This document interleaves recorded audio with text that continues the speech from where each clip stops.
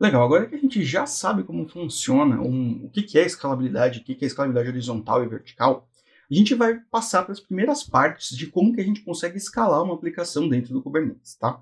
Bom, dentro do Kubernetes a gente tem o HPA, que é possível, faz com que a gente consiga escalar automaticamente, né? A gente pode fazer a escalabilidade mais inteligente, tá? E a gente tem os modos mais manuais, tá? Que a gente também pode usar para ser uma escalabilidade mais pontual, alguma coisa que você queira alterar em tempo real. Então aqui agora a gente vai ver os três modos principais, né, de escalabilidade um pouco mais manual. Então a gente vai ver os três modos interativos, tá? Então a gente sempre vai começar pelos modos interativos e aí depois a gente vai passar pelos modos declarativos. Então a gente não vai criar ainda um workload, não vai criar nenhum tipo de HPA aqui de forma declarativa, tá?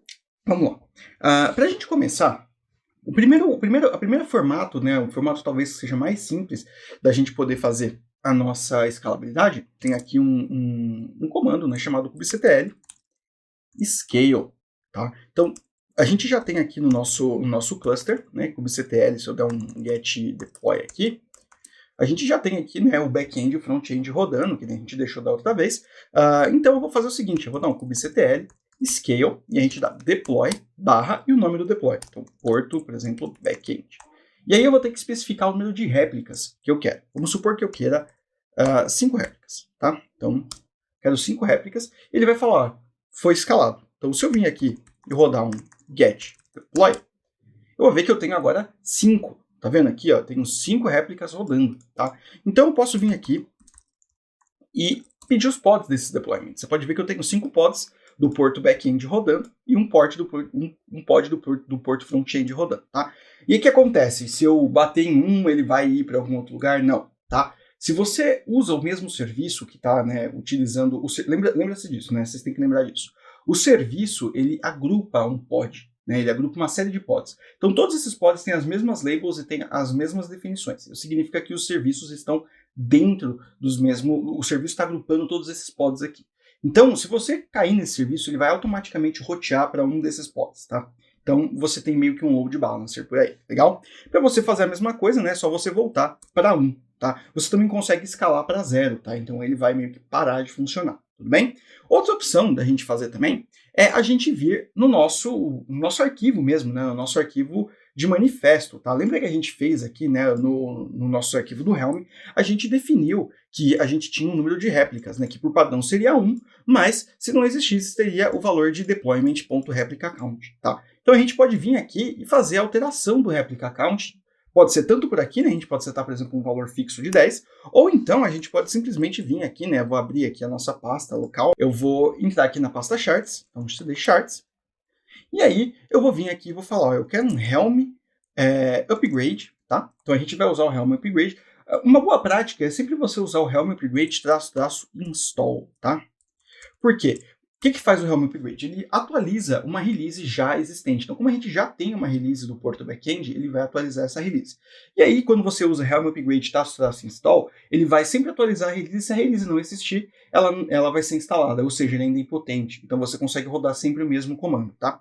Então, eu vou passar aqui, Porto, é exatamente igual ao resto do que a gente já estava usando, né? Porto Backend, ponto barra, o lugar onde está o chart, atomic, wait, e aí eu vou dar um set. Então, deployment, que é a chave, réplica, count igual, e eu vou falar que eu quero 10 agora. E aí eu vou dar um enter, tá? E aí agora você vai ver que ele vai setar, né, esse réplica count aqui para 10, consequentemente ele vai setar esse réplicas aqui para 10 também, e aí quando esse valor for finalizado, então você pode ver que ele já foi finalizado, e a gente pode vir aqui e vir um kubectl get deploy. Você vê que agora eu tenho 8 de 10 prontos, né? Então eu tenho 8 disponíveis, 10 no total que eu queria, e ele tem 8 de 10 aqui no total. Então, se eu vier aqui com o ctl get pods, eu vou ver que eu tenho 10 agora, né? 10 pods que foram criados aqui, tá? Perceba aqui o seguinte, dentro dessa aplicação, né, dentro desse nó, a gente tem 2 pods que não foram criados, tá? Eles não foram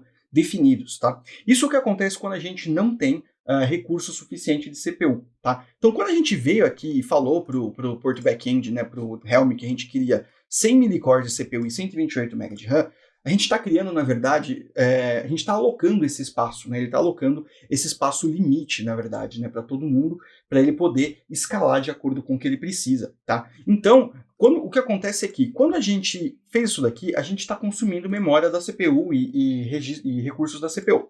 Para você ver como isso acontece, a gente pode simplesmente fazer um kubectl describe em qualquer um desses pods aqui, ó, que esteja com o status de pending, tá? E aí roda esse comando. E aí você vai ver que ele não tá aqui, ó, ele não tá como ready porque ele tá como failed scheduling, tá vendo? Que ele não tem um CPU e também não tem memória, tá? Ele tá falando isso que ele não tem. Por quê? Porque ele já sabe o quanto de CPU e quanto de memória o nosso nó vai precisar, tá? Então é isso que acontece quando a gente tem um estouro de quantidade máxima de pods que a gente pode subir em um único nó, tá?